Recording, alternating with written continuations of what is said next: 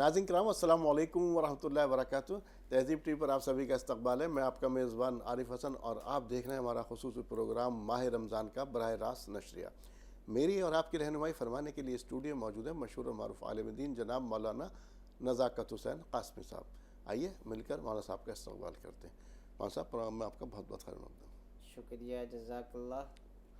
ناظرین آپ لوگ جانتے ہیں کہ اس پروگرام میں جو تشکیل دیا گیا ہے یہ رمضان کے تعلق سے، ماہ رمضان جیسا کہ آپ جانتے ہی ہیں، ایک مہینے کے لیے اس کی ٹائمنگ بھی چینج کر دی گئی۔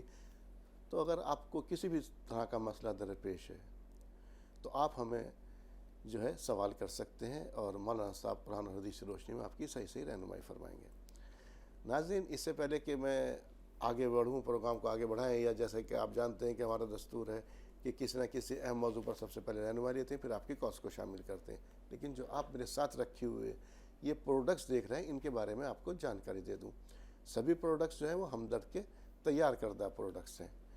یہ کیا کیا ہے میں آپ کو بتا دیتا ہوں۔ ہمدرد کا کچی دھانی، یہ مسٹرڈ آئل ہے 5 لیٹر میں، ہمدرد کا خالص زعفران ہے، ہمدرد کا ہینگ پاؤڈر، اور کچھ مسالے ہیں، یہ خالص مسالے ہیں، یہ قورمہ مسالہ، بریانی مسالہ، نہاری مسالہ، حیدرآبادی بریانی مسالہ، اور کچن کنگ مسالہ ہے جس میں چکن مسالہ، میٹ مسالہ، حلیم مسالہ اور ٹکا مسالہ۔ اس کے علاوہ ہمدرد کا جو کچی گھانی مسٹرڈ آئل ہے وہ 1 لیٹر کے اندر بھی آپ دیکھ رہے ہیں یہاں رکھا ہوا، سیوئیں بھی ہیں، سونف ہے، دار چینی ہے، ثابت مسالے ہیں، کچھ مشروبات بھی یہاں پر رکھے ہوئے آپ دیکھ رہے ہیں میرے ساتھ، جیسے کہ ہمدرد کا روح افزا ہے، اور 2 اسکویش ہیں یہاں پر، اورنج اور لیمن، اور اس کے ساتھ ساتھ ناریل پانی رکھا ہوا ہے، جام شیریں بھی یہاں پر رکھا ہوا ہے، اور ساتھ ساتھ یہ شہد بھی رکھا ہوا ہے۔ ہمدرد کا اپنا دعویٰ کہ یہ تمام تر پروڈکٹس جو ہیں وہ خالص ہیں۔ ایک بار ان کو استعمال کیجئے اور طرح طرح کے جو ہے مشروبات ہمدرد نے جو لانچ کیے ہیں ان سے اپنے افطار کی دسترخوان کی رونق کو دوبالا کیجئے۔ ناظرین اب آتے ہیں اپنے موضوع کی طرف۔ آج ہم نے جو موضوع منتخب کیا وہ ہے کہ رمضان کے اندر اپنی روح کو کس طرح سے تازہ کریں۔ جانتے ہیں مولانا صاحب سے۔ بسم اللہ الرحمن الرحیم۔ دیکھیں، اللہ رب العزت نے ہم پر جو روزے فرض کیے ہیں اس لیے تاکہ متقی اور پرہیزگار بن جائیں۔ روح کو پاکیزہ کرنے کے لیے ضروری ہے کہ ہم اپنے گناہوں سے توبہ کریں اور گناہوں سے دوری بنائیں۔ اللہ سے مانگے کہ اللہ رب العزت ہمیں گناہوں سے بچنے کی توفیق اور ہمت عطا فرما۔ اور اللہ کے نبی صلی اللہ علیہ وسلم نے خاص طور پر اس ماہ مبارک کے اندر جن کاموں کے کرنے کا حکم دیا ہے ان میں سے یہ ہے کہ جنت کی طلب کریں اور جہنم سے پناہ مانگیں، استغفار اور کلمہ طیبہ لا الہ الا اللہ کی کثرت رکھیں، اور پھر اس کے ساتھ ساتھ جیسا کہ اللہ کے نبی صلی اللہ علیہ وسلم اپنے معمولات میں اضافہ فرماتے تھے۔ اور ایک جو چیز ہے رمضان کے اندر خاص طور پر وہ یہ کہ اللہ کے نبی صلی اللہ علیہ وسلم قرآن کریم کو حضرت جبریل علیہ السلام کو سنایا کرتے تھے، تو اس لیے جو حفاظ ہیں وہ قرآن کریم سنائیں، اور جو عوام الناس ہیں قرآن نہیں سنا سکتے ہیں تو کم از کم اس کی تلاوت کی کثرت کریں۔ جی اچھا، جیسے کہا بھی گیا ہے کہ رمضان کے یا روزوں کے ذریعے تقوی اختیار کرو، میں نے کہا روح کو تازہ کریں۔ روح کو تازہ کرنے سے میری مراد یہ تھی کہ جیسے 11 مہینے عام طور سے جو ہمارے اوپر حلال چیزیں ہیں ان کی ہم زیادتی بھی کرتے ہیں، ان چیزوں کا استعمال بھی کرتے ہیں، جیسے مثال کے طور پر پیٹ بھر کے کھا لینا، یا کوئی ہمیں چیز زیادہ اچھی لگی اس کی تمام تر چیزیں۔ تو رمضان میں جو ہمیں حلال چیزوں سے بھی روک دیا گیا، اس کے پیچھے کیا مقصد کار فرما تھا؟ یہ اس کے پیچھے مقصد یہ ہے کہ بندہ جب اللہ رب العزت نے روزے کے اندر اس کو یہ حکم دیا کہ اب کھانا پینا نہیں ہے، خواہشات کی طرف نہیں جانا ہے، اگرچہ آپ کے گھر میں آپ کی بیوی موجود ہے لیکن باوجود یہ کہ نکاح کا مقصد یہ ہے کہ بیوی سے اپنے خواہشات کو کی تکمیل کی جائے، لیکن رمضان کا مہینہ آ گیا ہے، اب آپ روزے سے ہیں تو جس سے مباشرت جائز تھی اس سے بھی روک دیا گیا ہے۔ ٹھیک اسی طریقے سے آپ کے لیے مختلف قسم کے اشیاء ہیں جن کو آپ استعمال کر سکتے ہیں، اللہ نے ان کو حلال اور طیب بنایا ہے، گوشت ہے اور اسی طریقے سے جو مشروبات ہیں سب حلال ہیں، لیکن ان سے روک دیا گیا ہے۔ یہ پریکٹس کرائی جا رہی ہے کہ رمضان کے بعد جس طریقے سے آپ حلال چیزوں سے بھی رمضان میں رکے رہے، حرام چیزوں سے اپنے آپ کو بچا کر کے رکھنا ہے۔ اور چونکہ یہ جب آدمی کی ورزش ہو چکی ہے، پریکٹس ہو چکی ہے، تو پھر اس کے لیے چھوڑنا حرام چیزوں کا آسان ہوگا۔ جیسا کہ اب کوئی آدمی رمضان سے پہلے گناہ کے اندر مبتلا تھا، فرض کیجیے زنا میں مبتلا تھا، لیکن رمضان میں اس کو بیوی سے ملاقات کی دن میں اجازت نہیں ہے، تو جب وہ دن میں بھی رکا رہا ہے، اب رمضان کے بعد اپنے وہ تمام گناہ جو میں نے ایک مثال کے طور پر دیا، یہ بھی اور اس کے علاوہ جتنے بھی گناہ ہیں ان تمام سے اپنے آپ کو روکے رکھیے۔ صحیح بات ہے۔ اور جیسے کہ ابھی آپ نے اس کا ذکر کیا، اور ہم جب 12 14 15 16 گھنٹے کا بھی روزہ ہوتا ہے، اس میں ہم جب رکے رہتے ہیں تو پانی پیاس لگی ہوئی ہے، لیکن ہر چیز موجود ہے، مشروبات آپ نے کہا موجود ہے، لیکن ہم نہیں پی رہے، کیوں؟ کم سے کم اس 16 گھنٹے مجھے اللہ کا خیال ہے نا، روزہ تو اللہ تعالیٰ نے کہا بھی روزہ میرے لیے ہے اور میں اس کی جزا دوں گا، تو اس 16 گھنٹے میں رکا ہوا ہوں، مطلب اس 16 گھنٹے لگاتار مجھے اللہ کی یاد میں ہے کہ اللہ کا خیال ہے، اللہ مجھے دیکھ رہا ہے، جو کہ ہم عام دنوں کے اندر نماز کے اندر گئے 15-20 منٹ کے اندر، اس وقت کے بعد پھر ہم اپنے معمولات کے اندر آ جاتے ہیں۔ تو اس کا مقصد کیا یہی ہے؟ اور اس کے بعد پھر تراویح، پھر صبح سحری، مطلب ایک اگر پورا میں سائیکل دیکھوں تو لگ بھگ 20 گھنٹے ہم کم سے کم، ہمیں اس بات کا خیال ہے اللہ تعالیٰ ہمیں دیکھ رہا ہے۔ جی، یہی خیال ہمیں پوری زندگی رہے، رمضان کے بعد بھی رہے، اس کی یہ مشق کرائی جا رہی ہے کہ رمضان کے گزرنے کے بعد اگر کوئی آدمی غلط چیزوں کو دیکھتا تھا، ان سے اپنی نگاہوں کو محفوظ رکھے، غلط ارادے سے کسی طرف جاتا تھا، اس غلط چلنے پر اپنے آپ کو قابو رکھے، اسی طریقے سے حرام کا لقمہ کھاتا تھا، رمضان میں اللہ نے حکم دیا، اپنے آپ کو آپ نے روکے رکھا، یہاں تک کہ افطار کے وقت میں جب کہ شدت کی بھوک لگی ہوئی ہے یا شدت کی پیاس لگی ہوئی ہے اور تمام چیزیں آپ کے دسترخوان پر موجود ہیں، لیکن آپ رکے ہوئے ہیں، ٹھیک اسی طریقے سے رمضان گزرنے کے بعد بھی حرام چیزوں سے اپنے آپ کو محفوظ رکھیں۔ حلال اور طیب کے تو اجازت ہے استعمال کی، لیکن حرام کے بالکل قریب نہ جائیں۔ جی، اور وقت ملے گا تو مزید رہنمائی لیں گے۔ 2 کالر ہمارے ساتھ ہیں، عثمان صاحب ہیں اور انور حسین۔ سب سے پہلے عثمان صاحب سے مخاطب ہے، فرمائیے کیا سوال ہے آپ کا؟ السلام علیکم۔ وعلیکم السلام ورحمۃ اللہ وبرکاتہ۔ جی حضرت، میں یہ پوچھنا چاہ رہا ہوں مفتی صاحب سے کہ زیادہ تر دلی میں مساجد میں 10 لوگ تراویح پڑھاتے ہیں، اس کے بعد جو لوگ ان کے پیچھے پڑھ رہے ہیں وہ کہہ رہے ہیں ہم نے ایک قرآن مجید پورا پڑھ لیا اور ہم تراویح نہیں پڑھ، ہمارے اوپر سے ختم ہو گئے۔ زیادہ تر لوگ جو دکاندار لوگ ہیں وہ یہی کام کرتے ہیں کہ 10 دن تک پڑھتے ہیں، اس کے بعد نہیں پڑھتے۔ یہاں دلی میں زیادہ تر اہل حدیث مسجدوں میں 27-28 تاریخ تک تراویح پڑھائی جاتی ہے، ایسا ہمارے یہاں کیوں؟ ٹھیک ہے۔ دیکھیے یہ معاملہ دلی کا نہیں، تمام شہروں کا یہ حال بنتا جا رہا ہے۔ دیکھیے اس میں 2 چیزیں ہیں، ایک تو یہ ہے کہ 10 روز کی جو تراویح ہے یہ اپنے آپ میں جائز ہے، یہ عمل غلط نہیں ہے، بالکل بھی غلط نہیں ہے۔ کوئی آدمی اگر اس پر قدرت رکھتا ہے کہ وہ رمضان میں 3 ختم کرے تو یہ بہت بڑی فضیلت کی چیز ہے۔ اب اگر کسی آدمی کو قرآن کریم رمضان میں ایک ہی سننا ہے، اس کو چاہیے کہ وہ 27 دن کا قرآن سنے یا 29 دن کا قرآن سنے۔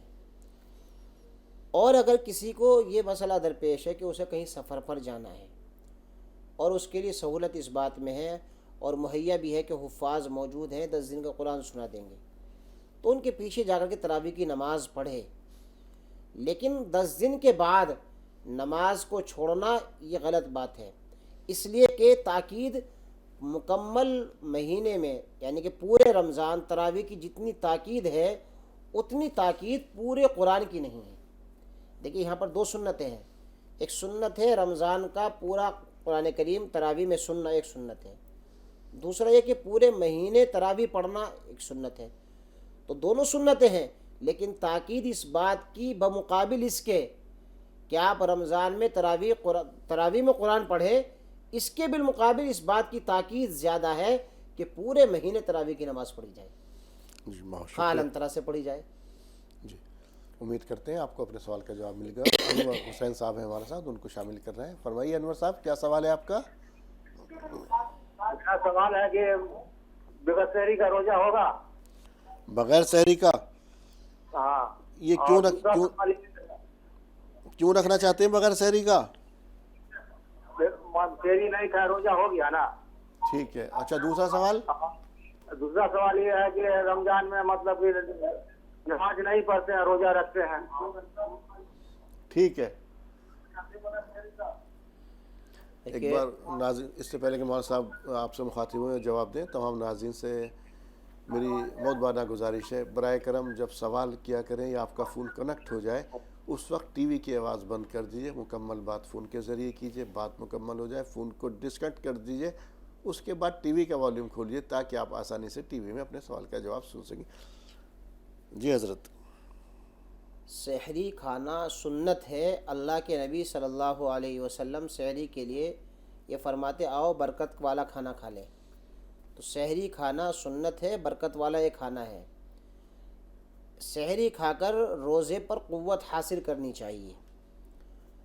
اب اگر کوئی آدمی اس کی آنکھ نہیں کھلی ہے، وہ سحری نہیں کر سکا ہے، اس نے ایسے ہی نیت کر لی ہے، اللہ رب العزت اس کو کامل ثواب عطا فرمائیں گے. لیکن اس کی عادت نہ بنائے کہ بغیر سحری کے رات میں دیر سے سوئے اور پھر نہیں اٹھے. تو الارم لگا کر کے سوئیں، کسی پڑوسی سے کہہ کر کے سوئیں، تاکہ اس کی جب صبح کو سحری میں اٹھیں گے تو اللہ کو ذکر کی بھی توفیق دیں گے اور نماز تہجد کی بھی توفیق ہوگی انشاءاللہ. البتہ روزہ تو میں البتہ روزہ ہو جائے گا. اگر کسی کی آنکھ نہیں کھلی ہے اور اس نے روزہ رکھ لیا تو روزہ ہو جائے گا. اچھا کہہ رہے ہیں روزہ تو رکھتے ہیں لیکن نماز نہیں پڑھتے، یہ بھی ہے ہمارے یہاں. جی دیکھیں، نماز تو ہر حال میں فرض ہے.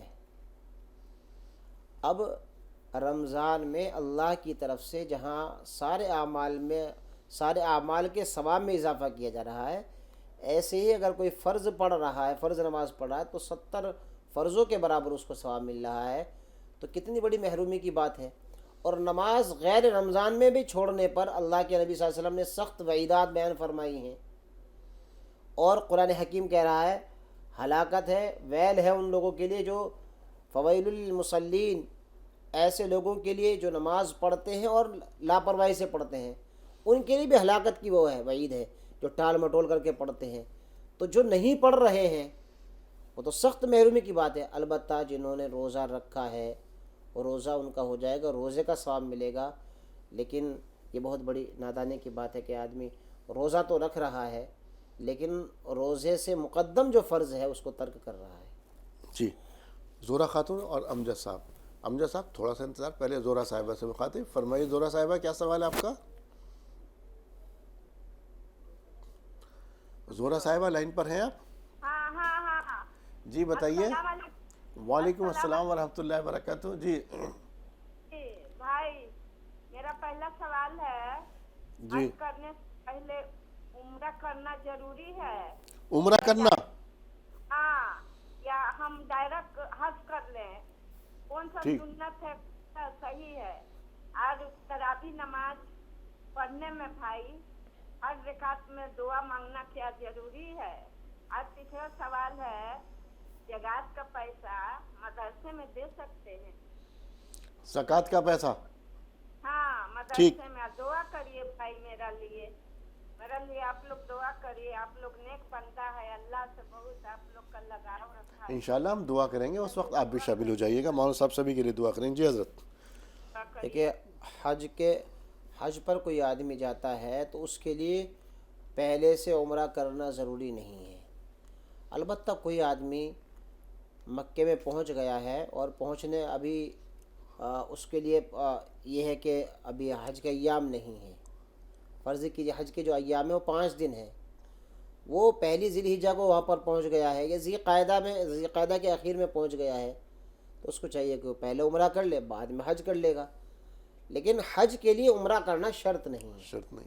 اچھا، جو لوگ ٹائم ٹو ٹائم پہنچتے ہیں کیا وہ حج کرنے کے بعد عمرہ کر لیں بعد میں؟ جی یہ بھی ان کا دوسرا سوال تھا، تراویح میں ہر رکعت میں دعا۔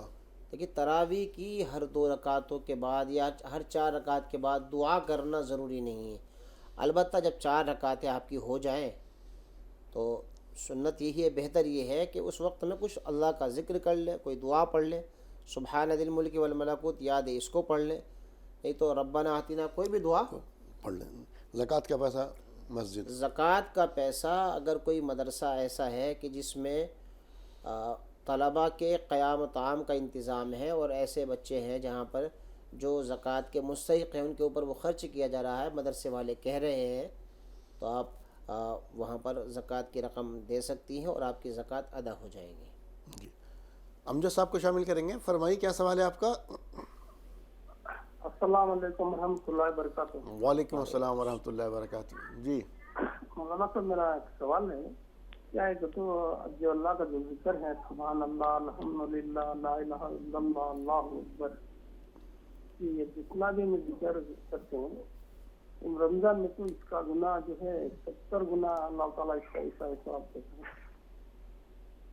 لا الہ الا اللہ کا جو ذکر کرتے ہیں جی معمولی طور پر ایک اس نے کی، لیکن رمضان میں جو ہے 70 ملتے ہیں، اور درود پاک جتنا بھی میں پڑھتے ہیں اس کا افضل، ذرا درود پاک کے بارے میں معلومات کرائیے۔ جی دیکھیے رمضان کے متعلق اللہ کے نبی کا فرمان یہ ہے، اگر کوئی آدمی کسی نفل کے ذریعے سے اللہ کا قرب حاصل کرتا ہے تو اس کو فرض کے برابر ثواب دیا جاتا ہے، اور جو فرض ادا کرتا ہے تو اس کو 70 گنا بڑھا دیا جاتا ہے۔ اب فرض کیا ہے؟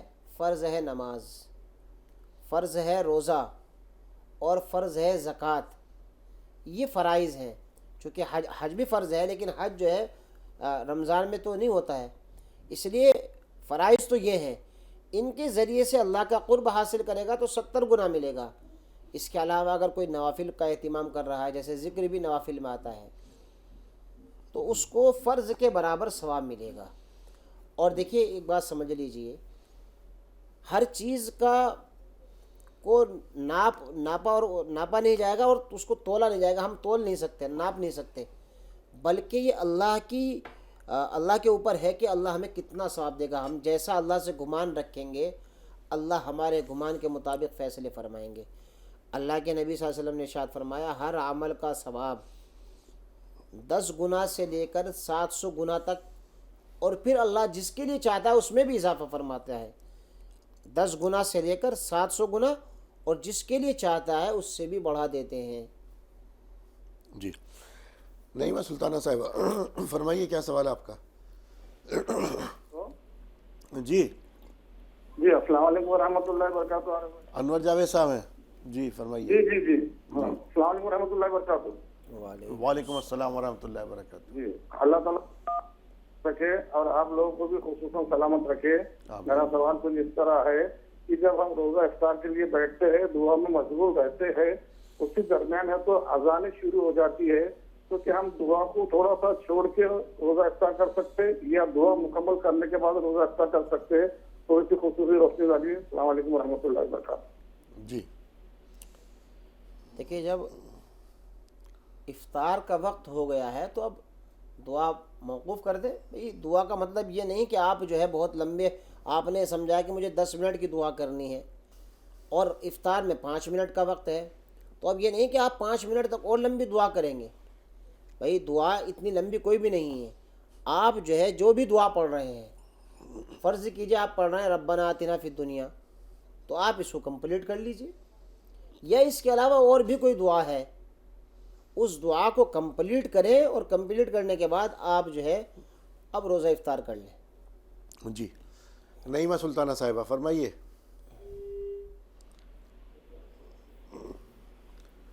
سلطانہ صاحبہ لائن پر ہیں؟ لگتا ہے شاید رابطہ منقطع ہو گیا۔ ایک اور کالر کو شامل کر لیتے ہیں. جی اپنا نام بتائیے اور سوال بیان کیجیے. جو نعیمہ سلطانہ صاحبہ اگر آپ لائن پر ہیں سوال بیان کیجیے. ایک اور کالر ہے ہمارے ساتھ نعیمہ سلطانہ صاحب سے شاید رابطہ منقطع ہو گیا. جو بھی کالر لائن پر ہے اپنا سوال بتائیے اور نام بتائیے. برائے کرم ٹی وی کی آواز بند کر دیجیے. جو بھی کالر لائن پر ہے اپنا سوال بتائیے. جی ہم کو مولانا صاحب سے بات کرنا ہے. مولانا صاحب بھی یہیں پر ہیں, سوال بیان کیجیے. جی ہم دیکھیے نا, ہم ڈاکٹر کو دکھا رہے, میرے 2 سوال ہیں. میں ڈاکٹر کو دکھا. جی بتائیں, آپ سوال پورا کریں. جی میری 2 سوال ہیں. جی سوال بتائیں آپ پورا. محترمہ ہم آپ سے بات کریں گے, یقینی طور پر بات کریں گے. پہلے آپ ٹی وی کی میرے آواز بند 2 کر دیجیے. سوال ہے مولانا صاحب. میں ڈاکٹر کو دکھا کے پریشان ہو گئی ہوں. میرے علاج میں کچھ نظر نہیں آ رہا ہے اور میں بہت پریشان ہوں. روزے بھی رکھتی ہوں اور مجھے کچھ سمجھ نہیں آ رہا ہے کہ ہم کیا کریں. پریشانی کیا ہے؟ میری پریشانی یہ ہے کہ گلے میں اتنی تکلیف ہے اور ڈاکٹر پکڑ نہیں پا رہے ہیں کیا پریشانی ہے. یہ ہم کو مصلحت بتائیے کیا ہے, یہ ہم کو جاننا. ہم بہت پریشان ہیں ڈاکٹر, میں پریشان ہو گئے. آج ہم جانچ کرا کے آئے ہیں 6,000 کا, لیکن کوئی پریشانی ہم کو کمی نہیں آئی.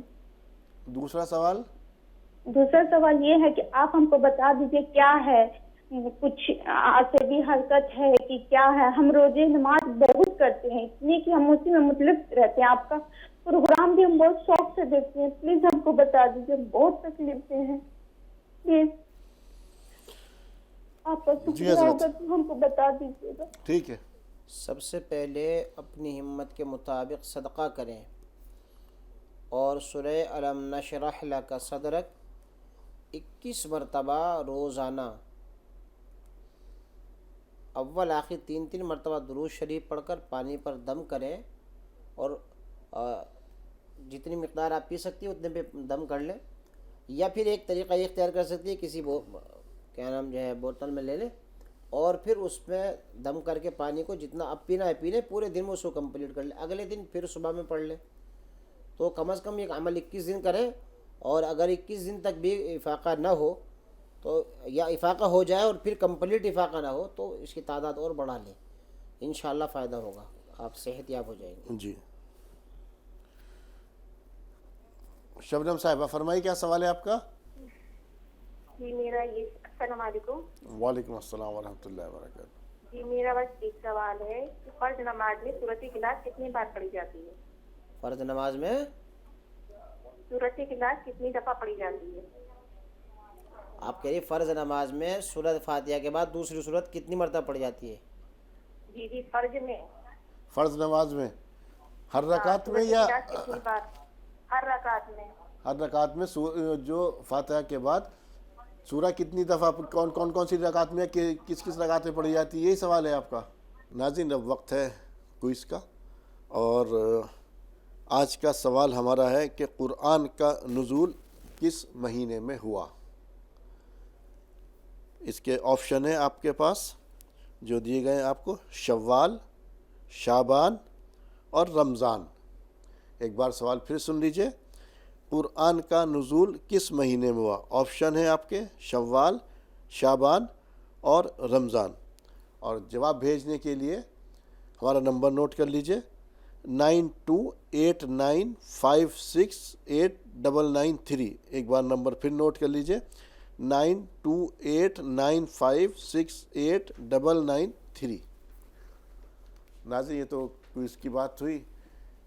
اب جو آپ میرے ساتھ رکھے ہوئے پروڈکٹس دیکھ رہے ہیں ان کے بارے میں آپ کو ایک بار جانکاری دے دوں. تمام تر پروڈکٹس ہمدرد کے تیار کردہ پروڈکٹس ہیں, اور ان پروڈکٹس کو ہمدرد کا دعویٰ ہے کہ یہ تمام تر پروڈکٹس جو ہیں وہ خالص پروڈکٹس ہیں. ان کے بارے میں آپ کو جانکاری دیتا ہوں. سب سے پہلے اس میں ہے ہمدرد کا کچی گھانی مسٹرڈ آئل, جو کہ 5 لیٹر میں آپ رکھا ہوا دیکھ رہے ہیں, اور یہ ویسے 1 لیٹر کے اندر بھی دستیاب ہے.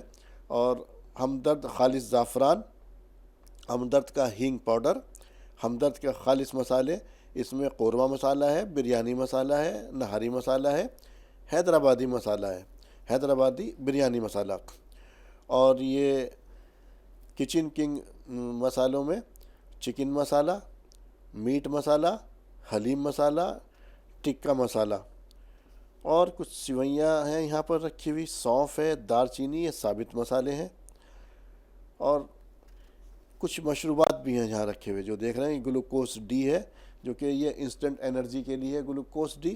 اور مشروبات کے اندر آپ رکھا ہوا دیکھ رہے ہیں ساتھ میں ہمدرد کا روح افزا ہے، 2 فلیور میں اسکواش بھی ہمدرد نے لانچ کیا ہے، اورنج اور لیمن، اس کے علاوہ ناریل پانی، اور ساتھ میں آپ شہد رکھا ہوا دیکھ رہے ہیں، اس کے ساتھ جامع شینی بھی ہے. تو یہ تمام تر ہمدرد کے پروڈکٹس ہیں، آپ ان کو استعمال کیجئے. اور اس وقت آپ دیکھ رہے ہیں کہ رمضان کا موقع ہے، ان مشروبات سے اپنے دسترخوان کی رونق کو دوبالا کیجئے. اور جو پروڈکٹس ہیں آپ کے جو ہمدرد خاص طور سے آپ کے کچن کے لیے تیار کیے گئے ہیں، ان مسالوں کا استعمال کیجئے. ہمدرد کہتا ہے کہ یہ تمام تر پروڈکٹس جو ہیں وہ خالص ہیں.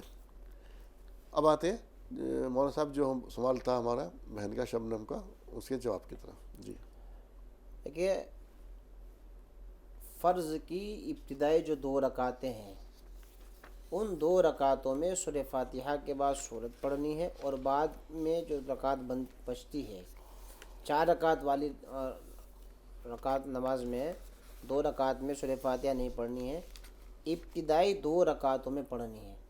تو اس میں ایک یہ بات سمجھ لیجیے ساری نمازوں کے لیے کہ فرض کی ابتدائی 2 رکعتوں میں اور سنت اور نفل وتر کی تمام رکعتوں میں سورت ملائیں گے. فرض کی صرف شروع کی 2 رکعتوں میں سورت ملائی جائے گی. جی اچھا مولانا صاحب، ہم یہ دیکھتے ہیں رمضان شروع ہونے سے پہلے اور رمضان آج جب آ جاتا ہے، یہ تراویح کا مسئلہ بار بار اٹھتا ہے.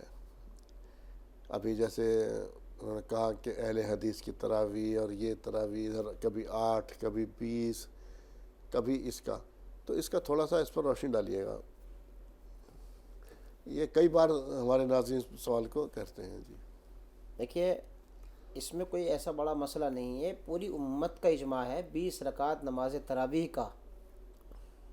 اور اہل حدیث جو 8 رکعت کے متعلق کہتے ہیں، ان کی دلیل یہ ہے کہ اللہ کے نبی صلی اللہ علیہ وسلم کی رات کی نماز کی تفصیل اماں عائشہ بیان فرماتی ہیں کہ آپ وتر کے علاوہ 8 رکعتیں پڑھتے تھے، یا یہ کہہ لیجئے کہ رات کی جو نماز آپ کی ہوتی تھی وہ 11 رکعت ہوتی تھی، تو جس میں سے 8 رکعت تو تہجد کی نماز ہے اور 3 رکعت وتر ہے. حضرت عمر فاروق رضی اللہ تعالیٰ نے، حضرت عمر سے بھی یہ روایت منقول ہے کہ 8 والی روایت بھی منقول ہے اور 20 رکعت والی بھی منقول ہے. لیکن جس شخصیت کا یہ عمل جو حضرت عمر فاروق بیان تو کرے دونوں حدیث ہے، لیکن آپ کا عمل کیا ہے؟ آپ کا عمل ہے 20 رکعت نماز تراویح پڑھنے کا. آپ نے دیکھا کہ لوگ جو ہے الگ الگ امام کی اقتداء میں مسجد نبی کے اندر نماز پڑھ رہے ہیں، تو آپ نے یہ سوچا کہ بھئی کیوں نہ ان سب کو ایک امام کے پیچھے کھڑا کر دیا جائے. تو حضرت عمر فاروق رضی اللہ عنہ نے نماز تراویح کی جو باضابطہ جماعت شروع کرائی، اس میں 20 رکعت نماز تراویح ہوتی تھی اور کسی کا کوئی اختلاف نہیں تھا. کسی نے یہ نہیں کہا کہ اللہ کے نبی صلی اللہ علیہ وسلم نے 8 رکعتیں پڑھی تھی، تم بھی اس کو پڑھا رہے ہو. جو 8 رکعتوں کا مسئلہ ہے وہ یہ ہے کہ اللہ کے نبی صلی اللہ علیہ وسلم کی رات کی عبادت کی تفصیل جو اماں عائشہ بیان فرما رہی ہیں کہ رمضان اور غیر رمضان میں آپ 8 رکعت نماز رات میں پڑھا کرتے تھے وطر کے علاوہ. یہ وطر سمیت آپ جو ہے 11 رکعتیں پڑھتے تھے. جی بہت شکریہ. اقصیٰ ہے ہمارے ساتھ، فرمائیے کیا سوال ہے آپ کا؟ جو بھی کالر لائن پر ہے، سب سے پہلے میری ان سے گزارش ہے ٹی وی کی آواز بند کر دیجیے، فون سے بات کیجیے، سوال بیان کیجیے. جی اقصیٰ بتائیے کیا سوال ہے آپ کا؟ ہیلو جی بیٹا بتائیے کیا جاننا چاہتی ہیں آپ؟ السلام علیکم. وعلیکم السلام ورحمۃ اللہ وبرکاتہ. جی میری مما کی بہت طبیعت خراب رہتی ہے. اماں کی طبیعت خراب رہتی ہے، ٹھیک ہے مولانا صاحب دعا بتائیں گے, سنیے گا آپ. جی میری مما کی بہت طبیعت خراب رہتی ہے. ٹھیک ہے آپ سنیے, مولانا صاحب دعا بتا رہے ہیں. جی آپ اپنی امی سے کہیں کہ اپنی ہمت کے مطابق صدقہ کریں اور صدقے میں فراخ دلی سے کام لیں, اور اس کے ساتھ ساتھ اس نیت کے ساتھ, اس حاجت کے ساتھ کہ اللہ مجھے صحت نصیب فرمائے, صلاۃ الحاجہ کی نیت سے 2 رکعت یا 4 رکعت نماز پڑھے, اور ہر فرض نماز کے بعد آیت کریمہ لا الہ الا انت سبحانک انی کنت من الظالمین پڑھا کرے. انشاءاللہ اللہ صحت عطا فرمائیں گے. طبی اعتبار سے ڈاکٹر کی خدمت میں اپنی صحت ضرور اس کی جانچ کرائیں, اور ان کے مشورے کے اعتبار سے دوائی بھی لیں. ایوب خان صاحب فرمائیے, کیا سوال ہے آپ کا؟ وعلیکم السلام ورحمۃ اللہ وبرکاتہ. جی عارف بھائی میرے 2 سوال تھے. جی روزے میں کتنے گھنٹے سونے کا تھا, اور ایک کیا وہ تو روزہ کس چیز سے ٹوٹتا, اس کے بارے میں معلوم کرنا. ٹھیک. دیکھیے روزے میں کتنے گھنٹے سونا ہے یہ تو ہر آدمی کی نوعیت الگ ہے, ہر آدمی کی کیفیت الگ ہے. ایک آدمی یہ ہے کہ اس نے پوری رات میں کام کیا ہے, یا پوری رات نماز تراویح پڑھی ہے, تہجد پڑھی ہے, اللہ کے ذکر میں رہا ہے, پوری رات رہا ہے. اب ظاہر سی بات ہے کہ وہ 2-4 گھنٹوں میں 2-3 گھنٹوں میں تو اس کی نیند پوری نہیں ہوگی, اس کو تو وقت زیادہ درکار ہے. ایک آدمی یہ ہے کہ وہ رات میں اس نے کمپلیٹ نیند لی ہے تو تھوڑی بہت دیر وہ آرام کر لیں دن کے اندر. تو الگ الگ لوگوں کے اعتبار سے الگ الگ معاملہ ہے, اس میں کوئی نہیں کہ آپ کو اتنے ہی گھنٹے سونا ہے. جی دوسرا سوال ہے, کس چیز سے روزہ ٹوٹ جاتا ہے؟ جان بوجھ کر کے کسی چیز کے کھا لینے سے, یا اسی طریقے سے عورت کے ساتھ, بیوی کے ساتھ مباشرت کرنے سے, منہ بھر کے قے ہو جانے سے, ان چیزوں سے روزہ ٹوٹ جاتا ہے. جی سیدہ رومانہ سوال بیان کیجیے گا. جی فرمائیے محترمہ. جی ایکچولی میرے 2 سوال ہیں جی مولانا جی سے. پہلا سوال ہے کہ ہم لوگ جو نماز تراویح پڑھتے ہیں اس کے بعد وتر پڑھتے ہیں, تو اس کے بعد ہم لوگ تہجد نماز جو پڑھتے ہیں وتر اس سے پہلے پڑھ سکتے ہیں یا تہجد نماز کے بعد پڑھنا ضروری ہے؟ یہ پہلا سوال ہے. اور دوسرا سوال بھی ہے میرا. ہیلو جی ہاں جی, دوسرا سوال میرا یہ ہے کہ تہجد نماز جو ہم پڑھتے ہیں اس میں ہم لوگ کیا سورے پڑھ سکتے ہیں اور کیا ٹائم تک ہم لوگ پڑھ سکتے ہیں تہجد نماز؟ ٹھیک ہے. جی دیکھیے جیسا کہ رمضان میں نماز تراویح کی جماعت ہوتی ہے, اور اس کے ساتھ ساتھ نماز وتر کی بھی جماعت ہوتی ہے. تو جب ہم نے تراویح کی نماز پڑھی ہے, امام صاحب جماعت کرا رہے ہیں, تو جماعت کا ثواب زیادہ ہے, اس اعتبار سے نماز وتر ابھی پڑھ لیں. اور تہجد کی نماز کچھ دیر ہم آرام کر لیں, اس کے بعد جب ہم اٹھیں سحری کے لیے اس وقت میں نماز تہجد پڑھ لیں. اور اگر کوئی اسی وقت میں پڑھ لیتا ہے تو یہ بھی ٹھیک ہے نمازیں. اور اگر جیسے خواتین ہیں انہوں نے نماز تراویح پڑھ لی ہے, اب اس کے بعد وہ یہ چاہتی ہے کہ اب ہم کچھ دیر آرام کرنا چاہتی ہیں, اس کے بعد نماز تہجد پڑھیں گے, تو نماز تہجد کے بعد وتر پڑھ لیں. جی اور یہ پڑھنا صبح جو اذان فجر ہے, اذان فجر کا جو وقت ہے اس سے پہلے آپ کو نماز وتر بھی پڑھنے ہیں اور تہجد بھی پڑھنی ہے. ٹائم سورت کی کوئی تعین نہیں ہے, جو صورتیں آپ بسہولت پڑھ سکتی ہیں آپ ان کو پڑھیں. جی سبینہ صاحبہ فرمائیے. السلام علیکم. وعلیکم السلام ورحمۃ اللہ وبرکاتہ. جی میری کڑھائی کے کپڑے ہمیں ناپاک ہو جائے تو پاک 3 دفعے پاک کرنا چاہیے سے. ٹھیک ہے. کپڑے ناپاک ہو جائے تو اسے 3 دفعہ دھونا چاہیے. جی 3 دفعہ دھونے کی شکل یہ ہے کہ تین مرتبہ ان کو نچوڑے پانی کو اچھے طریقے سے. تو یہ 3 مرتبہ ناپاک کپڑوں کو 3 مرتبہ پانی میں دھونے کا مطلب یہ ہے کہ 3 مرتبہ ان کو نچوڑا جائے.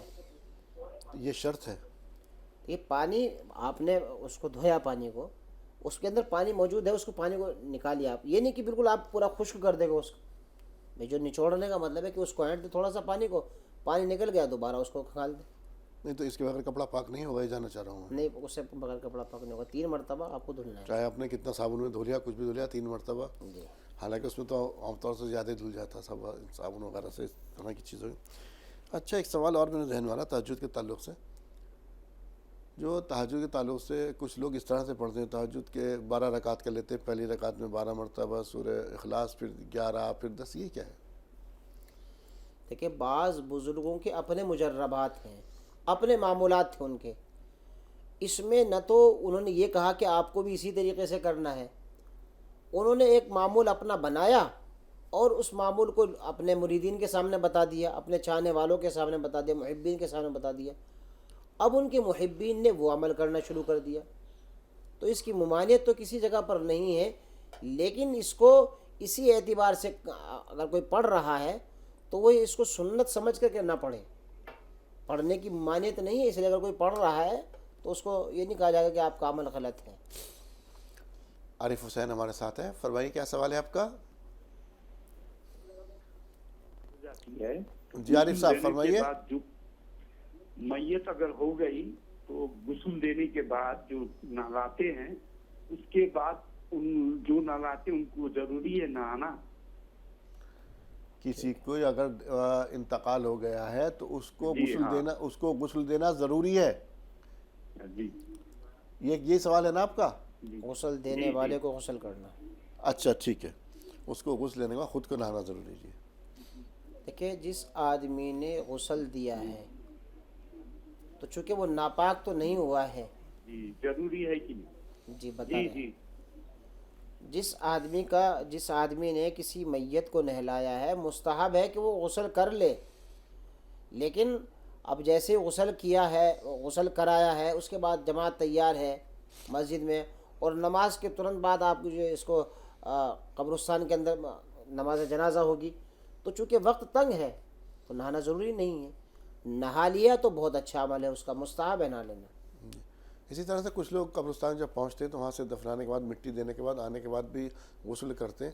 تو یہ بھی عمل جو ہے عام طور سے میڈیکل پوائنٹ آف ویو سے تو یہ ہے کہ وہاں پر اتنے زیادہ مردے وہاں پر دفن ہو چکے ہوتے ہیں قبرستان میں، فاسفورس کی زیادہ تعداد ہوتی ہے، ہاتھوں پہ کہیں نہ کہیں لگتے ہیں. ہاتھ بھی دھولے صابن سے کافی. کچھ لوگ وہاں سے آنے کے بعد بھی غسل کرتے ہیں. باقی وہاں سے غسل کرنے کے لیے کوئی حکم ہے یا مستحب ہے، کیا ہے وہ مولانا صاحب بتا سکتے ہیں اس کے بارے میں؟ دیکھیے، غسل اگر کر لیا جائے تو یہ اچھا عمل ہے. جی ہاں، لیکن اس کو جو ہے چونکہ اللہ کے نبی صلی اللہ علیہ وسلم نے تاکیداً نہیں فرمایا کہ آپ کو قبرستان سے کسی کو دفنا کے آؤ گے تو آپ کو غسل کرنا ہی ہے، چونکہ یہ تو دشواری والا عمل ہے. مثال کے طور پر عصر کے بعد آپ جو ہے کسی جنازے کی نماز پڑھی، آپ نے اس کو دفنانے کے لیے گئے، اور دفنانے کے بعد آپ جو گھر تک پہنچے تو مغرب کی نماز کا وقت ہو گیا ہے، تو یہ تو مشکل کام ہو جائے گا. لازم اور مطلوب لازمی چیز نہیں ہے. کوئی غسل کر لیتا ہے تو پسندیدہ عمل ہے. شبینہ صاحبہ فرمائیے گا کیا سوال ہے آپ کا؟ شبینہ صاحبہ لائن پر ہے؟ شاید رابطہ منقطع ہو گیا. ایک اور کالر کو سے بات کر لیتے ہیں. کون صاحب اور کہاں سے بات کریں؟ نام بتائیے اور سوال بیان کیجئے. جو بھی لائن پر کالر ہیں اپنا سوال بیان کیجئے. ہلو جی فرمائیے سر. سر ٹی وی کی آواز بند کر دیجئے، سوال بیان کیجئے. اکبری صاحبہ اپنا سوال بیان کیجئے. آپ وقت ضائع. جی فرمائیے. ہلو سر کیا سوال ہے؟ سوال بیان کیجئے.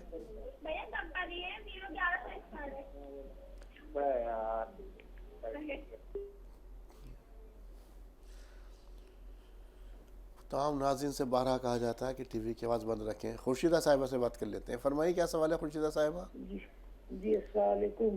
وعلیکم السلام ورحمۃ اللہ وبرکاتہ. جی ایک تو میں یہ پوچھنا چاہتی ہوں کہ جیسا اگر کوئی شراب پیتے ہیں تو ان کے گھر کا ہمیں کھانا جائز ہے یا نہیں؟ ٹھیک ہے جی. اور دوسرا میرا سوال یہ ہے کہ جیسا ہم اعتکاف کے لیے بیٹھتے ہیں، ایک روم میں 2 بیڈ ہیں، ایک بیڈ پہ اعتکاف کرتے ہیں اور دوسرے بیڈ پہ بیٹی لیٹتی ہے، وہاں اور کوئی نہیں آتا، تو پردہ بیچ میں پردہ ڈالنا ضروری ہے یا ایسے ہی بیٹھ سکتے ہیں اعتکاف میں؟ ٹھیک. اور کوئی نہیں آتا، پورا بند روم ہے. دیکھیے پردہ ڈالنے کا مقصد یکسوئی حاصل کرنا ہے. مسجد میں بھی جو معتکفین ہوتے ہیں وہ اس لیے ہے کہ یہ اگر ان کو آرام کی ضرورت ہے تو اپنے خیمے میں چلے جائیں, اور اگر کوئی عبادت کر رہے ہو تو اس وقت میں آپ کے لیے پردہ ڈالنا ضروری نہیں. ٹھیک اسی طریقے سے گھر کا بھی حال ہے. اگر آپ کو بچوں کے کاموں کی وجہ سے آپ کی عبادت میں خلل واقع ہو رہا ہے تو پردہ ڈال لیں, اور اگر پردہ نہیں ڈالا ہے آپ نے تو آپ کے اعتکاف کے اوپر کچھ بھی اثر نہیں پڑے گا, آپ کا اعتکاف درست ہے. جو شخص شراب پیتا ہے کیا اس کے گھر کا کھانا جائز ہے؟ دیکھیے حلال اور طیب مال اگر ان کے گھر میں ہے تو ان کے شراب پینے کی وجہ سے حرام نہیں ہوگا. البتہ ہمیں ان کو پیغام دینا چاہیے کہ اللہ رب العزت نے جس چیز کی حرمت کو قرآن حکیم کے اندر نازل کیا ہے اور اس کو ام الخبائث قرار دیا ہے, اس بات سے بھائی آپ باز آؤ.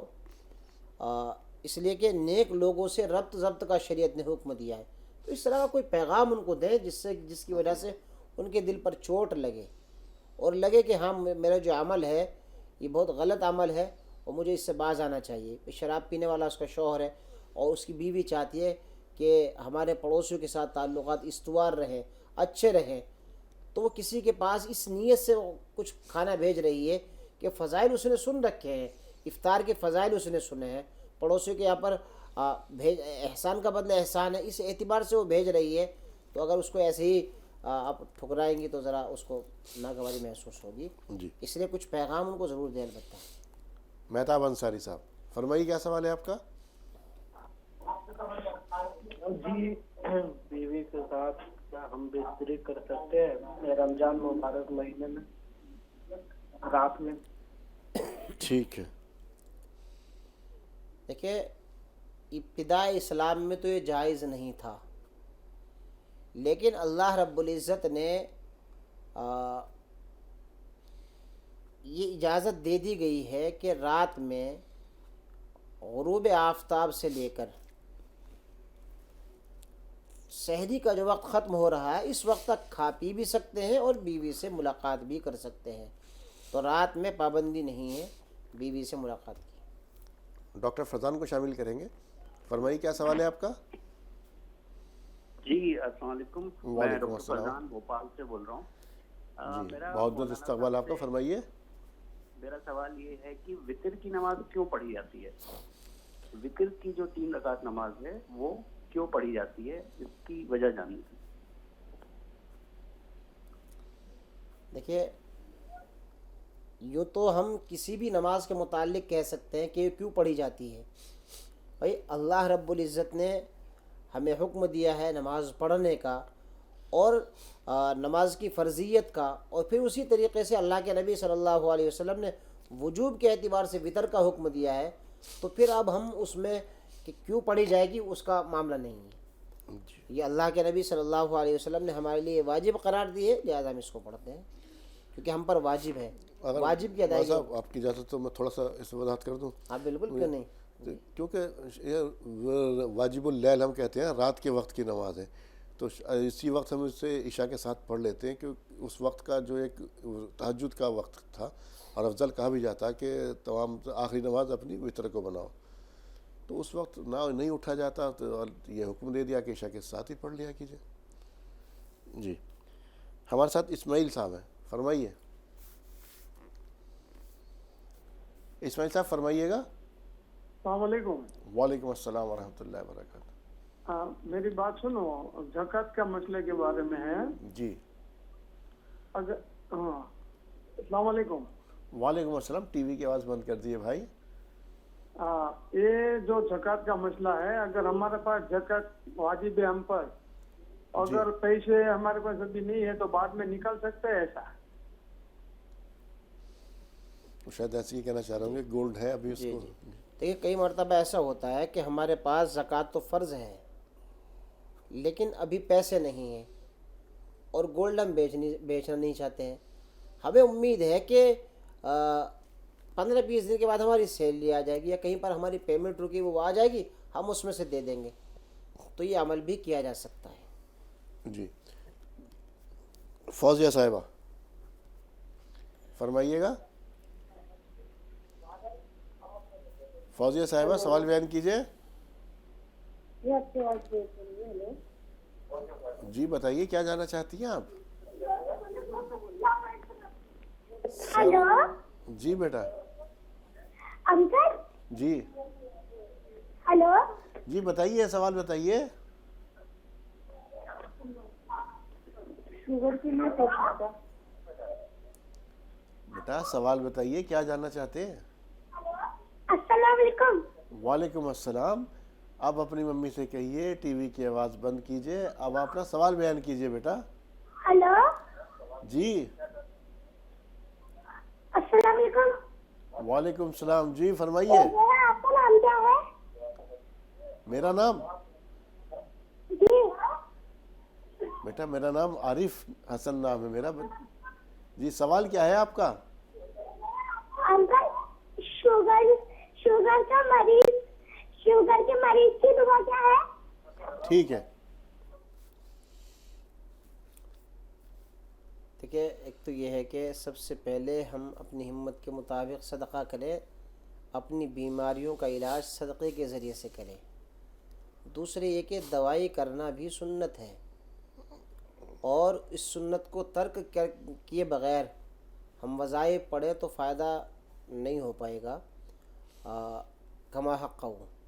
उसके लिए ज़रूरी है कि डॉक्टर के मशवरे से दवाई भी लें, और हर फ़र्ज़ नमाज के बाद आयत करीमा ला इलाहा इल्ला अंत सुब्हानक इन्नी कुन्तु मिनज़ ज़ालिमीन पढ़ा करें। इंशाअल्लाह अल्लाह शिफा अता फरमाएंगे। नूर मोहम्मद साहब फरमाइए। नूर मोहम्मद साहब सवाल बयान कीजिए। नूर मोहम्मद साहब, अगर आपको मेरी आवाज़ मिल रही है सवाल बयान कीजिए सर। मैं आपको सलाम अलैकुम। वालेकुम अस्सलाम व रहमतुल्लाहि व बरकातुहू। जी ये सवाल मेरा ये है कि आपने कहा कि जब मकबरे से आप आते हैं, मैयत को दफन करने के बाद जब घर आएंगे तो गुस्ल करना चाहिए। जी ये क्या वजह है? किस वजह से ये जरूरत पड़ेगी कि गुस्ल करने के बाद घर में दाखिल होना, या घर में ही कर सकते हैं? मैंने जो कहा था सर, वो तो मैंने मेडिकल पॉइंट ऑफ व्यू से आपको बताया था कि वहाँ पर इतने मुर्दे दफन होते हैं और हड्डी जो है जितने मुर्दे होते हैं वो सब गल जाती है और सब वो मिट्टी में मिल जाती है। जब वो खोदा जाता है मिट्टी देते हैं हम, तो हमारे हाथों में या नाखूनों में इधर वो चीज़ें फंस जाती हैं। तो मेरा एक कहा था कम से कम अच्छी तरह से हाथ धो लें, या क्यों मिट्टी उड़ती है तो वो आपके नाक में बालों में तमाम तो चीज़ें होती, तो उससे बीमारी हो सकती है। मेडिकल पॉइंट ऑफ व्यू तो ये है, बाकी वजाहत वाला साहब करेंगे, ज़रूरी कोई नहीं है। ऐसा है कि हम किसी रेतीले इलाके से गुजरे जी और हमने सफ़र किया मोटरसाइकिल का या पैदल का, और वहाँ को कारें दौड़ रही थी।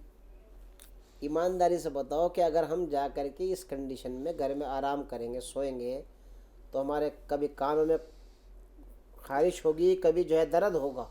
सही बात है। और मुंह की अजीब कैफियत होगी, तो भाई वहाँ पर नहा ले। और अगर कोई आदमी नहीं नहा रहा है तो उसको ये नहीं कहा जाएगा कि इसका अमल गलत है।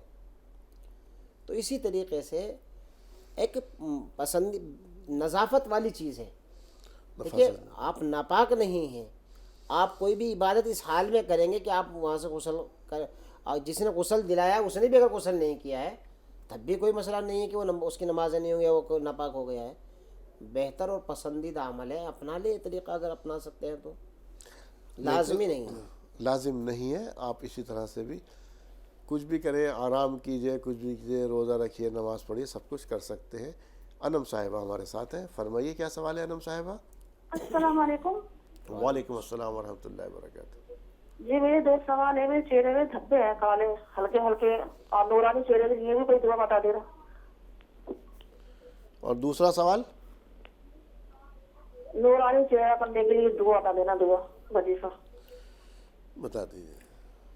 सबसे पहले आप जो है अपने पेट के लिए कोई किसी माहिर हकीम डॉक्टर से मर्ज़ की तशख़ीस कराकर दवाई लें, इसलिए कि बाज़ मरतबा हमारा जब पेट साफ़ नहीं होता है तो उसके आसार हमारे चेहरों पर नज़र आते हैं। तो दवाई भी करें और उसके साथ साथ अल्लाह से अपने चेहरे की सफाई के लिए दुआ भी करें, یا نورو پڑھ لیا کرے ہر فرض نماز کے بعد کوئی عدد متعین کر کے، انشاءاللہ اللہ رب العزت آپ کی جو تکلیف ہے یا جو پریشانی ہے جس کا اظہار کیا آپ نے وہ ختم ہوگی۔ جی ڈاکٹر صاحب ہیں ہمارے ساتھ، ڈاکٹر مقبول صاحب، کیا سوال ہے آپ کا؟ السلام علیکم۔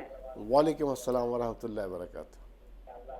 میرا سوال یہ ہے کہ جیسے گھر پر اگر ہم جو ہے قرآن شریف تراویح پڑھ لیں، پہلے مسجد میں ہو جائے 15 دن، اس کے بعد اپنے گھر پڑھ لیں اگر تراویح یا قرآن شریف پڑھوا دیں تو وہ کیسا ہے؟ ٹھیک، آپ نے 15 دن میں قرآن شریف پورا کر لیا ہے، اب آپ گھر میں جو نماز پڑھ رہے ہیں وہ کیسے پڑھ رہے ہیں؟ آپ تنہا پڑھ رہے ہیں؟ نہیں، بعد میں آپ چاہ رہے ہیں کہ 15 دن آپ کا کلام پاک مسجد میں پورا ہو گیا، بعد میں پھر کسی حافظ کو حفاظ کا انتظام کریں، گھر کے اندر تراویح کرا لیں۔ جی جی جی جی دیکھیے، اگر کوئی آدمی یہ عمل کر لیتا ہے تو بہت اچھا ہے، اس لیے کہ آپ کے پھر 2 قرآن ہو جائیں گے، تو یہ عمل اچھا عمل ہے، کر سکتے اس کو کیا جا سکتا ہے۔ بلکہ اگر کوئی اس طرح سے کرا تو عمل اس پہ سبھی لوگ اس پہ عمل کریں۔ ایسا ہو گیا یہ تو جیسے آپ نے کچھ نے 1 مرتبہ کلام پاک پڑھا رمضان میں، کسی نے 2 مرتبہ، کسی نے 3 مرتبہ، اس سے زیادہ بھی کیا جا سکتا ہے۔ دیکھیے 3 مرتبہ ختم کرنا سب سے افضل ہے، سب سے افضل یہ ہے کہ آدمی 3 قرآن کریم رمضان میں تراویح میں مکمل کر لے، اور ایک کر رہا ہے تو چونکہ صحابہ بھی ایک ہی کرتے تھے تراویح میں، باضابطہ جو مسجد نبی کی جو تراویح تھی اس میں ایک ہی پڑھتے تھے، لیکن اگر کسی کو اللہ نے توفیق دی ہے، ہمت دی ہے، تو یہ عمل کر رہا ہے، وہ 2 یا 3 تراویح کی نماز میں مکمل کر رہا ہے، تو یہ افضل ترین چیز ہے۔ جی ایک اور کالر شامل کر لیتے ہیں، عتیق صاحب ہیں ہمارے ساتھ، فرمائیے۔ عتیق صدیق صاحب ہے، فرمائیے۔ صدیق صاحب سوال بیان کیجئے۔ السلام علیکم۔ وعلیکم السلام ورحمۃ اللہ وبرکاتہ۔ جناب اچھا، مجھے یہ پوچھنا تھا، کوئی میری بچی کا نا ایگزام ہے، کچھ ان سے پوچھنا تھا کوئی وظیفہ کے لیے جس سے یہ ورد کر لے اور دعاؤں میں شامل رکھیں۔ دعا تو ہم کریں گے، اس وقت آپ شامل ہو جائے۔ بچی کون سی کلاس میں ہے؟ جی نیٹ کی تیاری کر رہی ہے۔ نیٹ کی تیاری کر رہی ہے، ٹھیک۔ رب یسر ولا تعسر وتمم بالخیر وبک نستعین یا فتاح۔ جب ایگزام لکھنا شروع کرے اس وقت میں اس دعا کو پڑھے اور رزلٹ آنے تک یا فتاحو کی کثرت رکھے، اور اس نیت سے کہ اللہ ہمیں کامیابی عطا فرمائے، کچھ صدقہ کر دیں، انشاءاللہ فائدہ ہوگا۔ جی ناظرین، ایک بار پھر جو میرے ساتھ رکھے ہوئے پروڈکٹس ہیں ہمدرد کے، ان کے بارے میں آپ کو میں تمام پروڈکٹس کے بارے میں جانکاری دے دوں۔ تمام تر پروڈکٹس ہمدرد کے تیار کردہ پروڈکٹس ہیں۔ یہ اس میں آپ رکھا میرے ساتھ دیکھ رہے ہوں گے، ہمدرد کا کچی گھانی مسٹرڈ آئل، یہ 5 لیٹر میں ہے، اور ساتھ ساتھ یہ 1 لیٹر میں بھی دستیاب ہے، اور ہمدرد کا خالص زعفران ہے، ہمدرد کا ہینگ پاؤڈر بھی آپ رکھا ہوا دیکھ رہے ہیں یہاں پر، ہمدرد کے خالص مسالے، قورمہ مسالہ، بریانی مسالہ، نہاری مسالہ، حیدرآبادی بریانی مسالہ۔